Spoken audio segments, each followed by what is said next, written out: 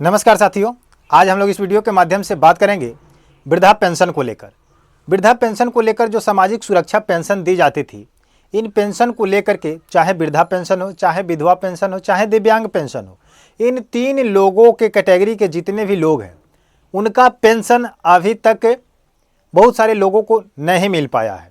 बहुत सारे लोगों का कैटेगरी ऐसा है कि ई-केवाईसी कराने के बाद, लाइफ वेरिफिकेशन कराने के बाद भी ये पैसा आपके खाते तक नहीं पहुंच पाया है। तो क्या इसमें कमी जनता की है या कमी गवर्नमेंट की है? अगर देखा जाए तो इस वजह से, ई-केवाईसी के वजह से फिलहाल अभी पिछले जितने भी समय से पैसा ये मिल रहा था, चाहे वो वृद्धा हो, चाहे विधवा हो, चाहे दिव्यांग हो, ये पैसा सभी को टाइम से मिल जाता था। क्योंकि जब इस चीज़ को गवर्नमेंट ने लागू किया और आम जनता को ये दे करके एक आदत सी लगा दी गई, और ये आदत तो पड़ने के बाद अगर आपको लगता है कि ये 1100 रुपया अगर ना मिले तो क्या ही बिगड़ जाएगा।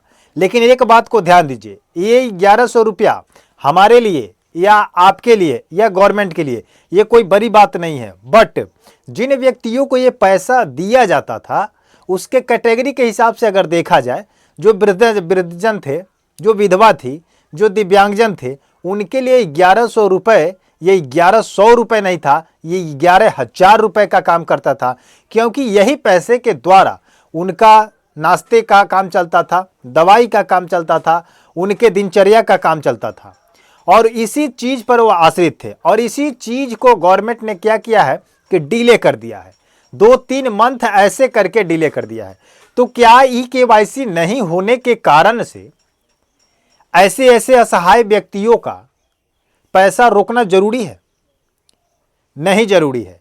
क्योंकि अगर गवर्नमेंट चाहती कि हमारे राज्य के सभी लोग सही से रहे, सुखी संपन्न रहे, तो ऐसी स्थिति नहीं बनती।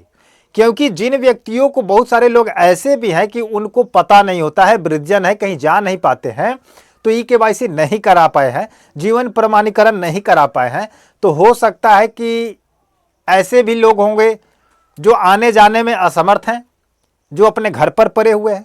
तो ऐसे करके कुल मिलाकर बहुत सारे लोगों का पेमेंट रोका गया। लेकिन बात यहाँ पर सिस्टम खुलासा ये करती है कि जो व्यक्ति 2 मंथ तक या 3 मंथ तक केवाईसी नहीं कराया या जीवन प्रमाणीकरण नहीं कराया और तीसरे मंथ में या चौथे मंथ में कराया, तो उसका पैसा तीसरे या चौथे मंथ का दिया गया और प्रीवियस 2 मंथ का पैसा नहीं दिया गया। इसका मतलब ये है कि आप इसमें कुछ घोटाला करने की साजिश कर रहे हैं।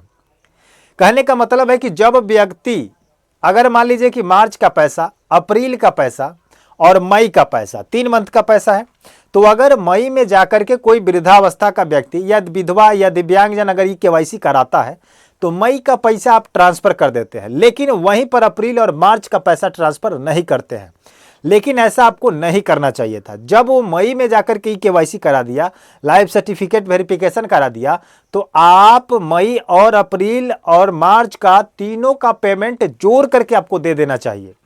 क्यों? क्योंकि जब वो मई में करा दिया है तो इसका मतलब है कि वो अभी जीवित है, सब कुछ ठीक ठाक है। हो सकता है कि मार्च और अप्रैल में किसी कारणवश से ई-केवाईसी नहीं कराया हो या उसको जानकारी नहीं मिला हो, कोई भी प्रॉब्लम हो सकता है। तो इस प्रॉब्लम को समझने के लिए गवर्नमेंट को चाहिए, गवर्नमेंट से हम एक सवाल और करना चाहते हैं कि आप जो ई-केवाईसी कराने के लिए जो कैंप लगाने का जो सिस्टम प्रक्रिया शुरू करने का प्रयास कर रहे हैं, ये चीज़ ना लगा करके आप अगर घर घर जाकर के ई-केवाईसी करवा देते तो सबसे बेटर होता, सबसे सुंदर होता। क्योंकि सभी लोग इससे जुड़ जाते, किसी का छूटता नहीं। क्योंकि कैंप के माध्यम से आपका कैंप कहाँ लगेगा, कब लगेगा, कब खत्म हो जाएगा, किसको पता चलेगा, किसको पता नहीं चलेगा, ये बहुत सारी परेशानी आ जाती है। तो इससे अच्छा है कि आप घर घर जा कर के एक अपने कर्मचारी को या सीएससी केंद्र वाले को ये आप ड्यूटी दे दीजिए। क्योंकि सीएससी केंद्र वाले का भी काम उतना ठीक ठाक नहीं चल रहा है, तो एक उसको रोजगार भी मिल जाएगा, उस हिसाब से आप उसको पेमेंट कर देंगे। तो अगर आप अपना कर्मचारी को भेजते हैं तो ठीक है, या अपने आधिकारिक व्यक्तियों को भेजते हैं तो घर घर जा कर के लैपटॉप ले जा कर के और सिस्टम ले जा कर के वहाँ पर क्या करें कि ई-केवाईसी करा ले, तो घर घर जाने में सुविधा होगा।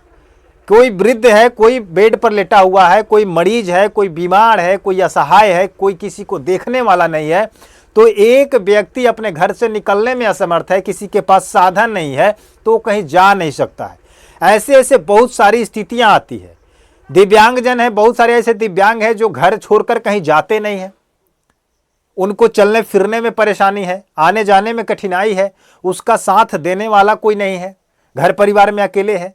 तो ऐसे ऐसे न जाने बहुत सारे कारण होते हैं जिसके वजह से लोग इससे थोड़ा वंचित रह जाते हैं और रह चुके हैं। जो आप अपडेट देते हैं कि लगभग 18 से 20 लाख पेंशनधारी ऐसे हैं जिनका अभी तक पेंशन नहीं गया है। वो वैसा ही व्यक्ति हैं जो 18 लाख अभी बच चुके हैं। वो असहाय लाचार है जो इस चीज को समझ नहीं पा रहे हैं, इस चीज तक पहुंच नहीं पा रहे हैं, इससे कनेक्ट नहीं हो पा रहे हैं, जिसके कारण इनका पैसा अभी तक डिले हो चुका है। समझ रहे हैं बात को। और अब हम ये आपको आखिरी बात बता रहे हैं कि अगर बहुत सारे लोगों के द्वारा या हमारे भी द्वारा या आप लोग गवर्नमेंट के माध्यम से सुने होंगे कि बिहार राज्य कोष में पैसा की कमी है, पैसा नहीं है, तो आपके पास पैसा है कि नहीं, आप कहां से दीजिएगा, ये आपके ऊपर निर्भर करता है।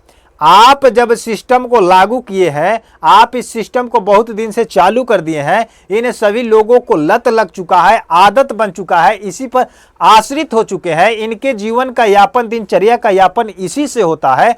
तो ये तो आस लगाकर बैठे हैं कि हमारा पेंशन 10 तारीख को हमारे खाते में आएगा और हम इस पेंशन से अपना दवा लाएंगे, अपना राशन लाएंगे, जो भी उनकी जरूरतें है वो चीज वो अपना उससे भरपाई करते थे। तो इस चीज को आपको देना पड़ेगा। भले 400 मिलता था, उसको आप बढ़ा करके 1100 किए, तो ये काम आप लोग किए हैं, ये जनता नहीं किया है। तो आप इसका भरपाई कैसे करेंगे ये आप जानिए। लेकिन जो व्यक्ति एक बारी केवाईसी करा दे रहा है उसका पैसा न रोका जाए। और बहुत सारे लोग ऐसे भी हैं जिनका ई केवाईसी हो चुका है, जीवन प्रमाणीकरण हो चुका है, लेकिन अभी तक उनके खाते में पैसा नहीं गया है। क्योंकि हम लोग प्रत्येक दिन इस चीज को, खबर को कैच कर रहे हैं, पकड़ रहे हैं कि बहुत सारे लोग वृद्धजन, विधवा, दिव्यांग सीएससी केंद्र पर, अकाउंट पर जाकर के, बैंक में जाकर के इस चीज को चेकअप करा रहे हैं कि मेरा पेंशन आया या नहीं। तो वहां पर चेक कराने के बाद पता चल रहा है कि इनका पैसा अभी तक नहीं आया है। तो वो लोग वापस जा रहे हैं, वापस आ रहे हैं, जा रहे हैं, आ रहे हैं, ये सिस्टम लगा हुआ है। तो ऐसा काम नहीं होना चाहिए। मैं बिहार सरकार से अनुरोध करना चाहता हूं कि ई केवाईसी और जीवन प्रमाणीकरण के लिए पूरा जितना सिस्टम के लिए करना चाहते हैं, कैंप मत लगाइए, महाअभियान मत कीजिए, आप घर घर जाकर के इस चीज को समाप्त कीजिए, घर घर जाकर के इस चीज को अपडेट कीजिए, तब जाकर के आपका बिहार विकसित होगा और आपका बिहार आगे होगा और सब लोग सम्मान से और इज्जत से आपका जीने का प्रयास करेंगे और सभी को सम्मान मिलेगा। 1100 की राशि सभी को प्राप्त होगी और सभी लोग खुशहाल रहेंगे। तो आप लोग इस वीडियो के माध्यम से क्या कराना चाहते हैं गवर्नमेंट से कि घर घर ई केवाईसी होना चाहिए या कैंप के माध्यम से होना चाहिए? कैंप के माध्यम से आधा अधूरा काम होता है। कैंप कहीं लगता है, कहीं नहीं लगता है, कोई सिस्टम सुनता है, कोई नहीं सुनता है, क्योंकि आदेश तो ऊपर से आ जाता है बट नीचे का अधिकारी उस पर अमल नहीं करते हैं, उस पर केयर नहीं करते हैं। तो इस चीज को घर घर हो जाना चाहिए। घर घर होगा तो सभी लोग जिस घर में पेंशनधारी होंगे वहां पर आप जाकर के करेंगे, नहीं होगा वहां से वापस आ जाएंगे। इसमें कोई बड़ी बात नहीं है। चाहे इसको करने में आपको 10 दिन लगे, 5 दिन लगे, 15 दिन लगे, 20 दिन लगे, इस चीज को आप समाप्त कराइए। जितना जल्द हो सके इस चीज को आप कंप्लीट कीजिए। और जितने लोग इस चीज से सहमत हैं और आप समर्थ हैं कहीं जाकर के करा लेना, तो जाकर के आप करा भी लीजिएगा, क्योंकि ये आपका जून का महीना समाप्त होने वाला है और आपके पैसा आपके खाते तक पहुंच जाए, इसके लिए आप अपडेट रहिए और सारे कागज को अप टू डेट करा लीजिए, नहीं तो आपका भी पैसा को रोक दिया जाएगा।